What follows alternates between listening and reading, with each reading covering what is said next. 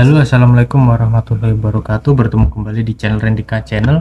Nah, kali ini misalnya ada penguji menanyakan penelitian Anda itu fenomenanya apa. Nah, ketika Anda ada pertanyaan seperti itu, bagaimana cara menjawabnya?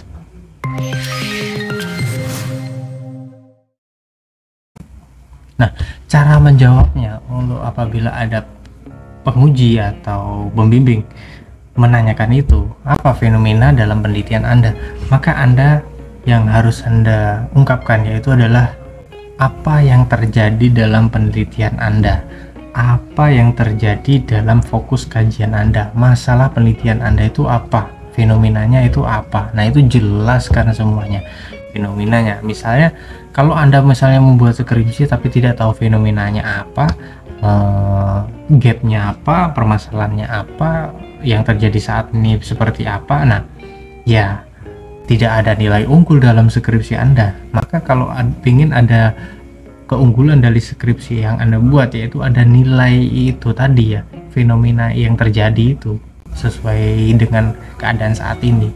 Misalnya begini, penelitian Anda itu kan sama dengan penelitian yang terdahulu. Misalnya Anda meneliti motivasi siswa, itu sama dengan penelitian sebelumnya, tapi fenomenanya apa? Nah, fenomenanya ketika Anda meneliti tentang motivasi, mungkin ya motivasi saat ini itu memang tergantung pada media sosial, tergantung kepada teknologi, beda dengan motivasi zaman dahulu yang mesti didorong oleh gurunya. Dan sekarang itu didorong sama gurunya, nggak mau maju, tapi dia lebih tertarik pada video-video misalnya YouTube dan sebagainya. Nah, itu fenomena yang terjadi di anak remaja saat ini. Nah, itu bisa Anda jelaskan. Ketika Anda jelaskan, maka di situ ada nilai unggul dalam penelitian Anda. Lalu otomatis kan fenomena itu akan menuju fokus menjadi topik yang Anda teliti. Ketika Anda meneliti itu topiknya itu ya fenomena itu tadi, atau fokusnya itu ya fenomena itu tadi. Misalnya tadi ketika ada siswa yang lebih termotivasi dengan video daripada dari gurunya, nah ketika itu nanti menjadi fenomena, jadi titik fokus Anda tadi, motivasi misalnya dari video A terhadap prestasi siswa kelas 3 SMA misalnya, atau kelas 7 SMP misalnya, seperti itu. Nah, ini ya yang menjadi titik topik atau fenomena yang terjadi. Nah, ketika Anda menjelaskan ini, nah maka nanti wah, itu menjadi tertarik ya para penguji. Ternyata begitu ya hasilnya, ternyata ini fenomenanya bagus ya. Untuk merekam fenomena itu bagaimana ini nanti penelitian ini, nah ini bagus ini nanti jadinya.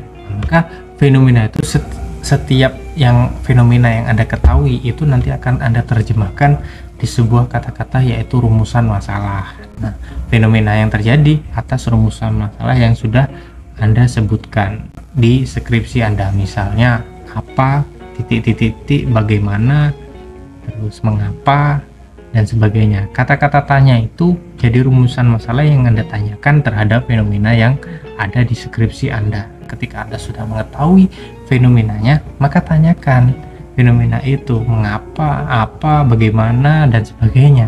Nah, ketika Anda sesuai dengan fenomena dengan rumusan masalahnya, maka Anda akan mudah untuk menjelaskan apabila ditanya apa fenomena dari penelitian Anda, maka Anda jelaskan itu sangat mudah, terbukti dengan rumusan masalah yang Anda buat itu tadi, seperti itu. Nah, sudah menjawabkan tentang fenomena apa yang Anda teliti. Terima kasih telah menyaksikan hingga akhir. Apabila masih ada yang dibingungkan, bisa Anda tanyakan di kolom komen. Assalamualaikum warahmatullahi wabarakatuh.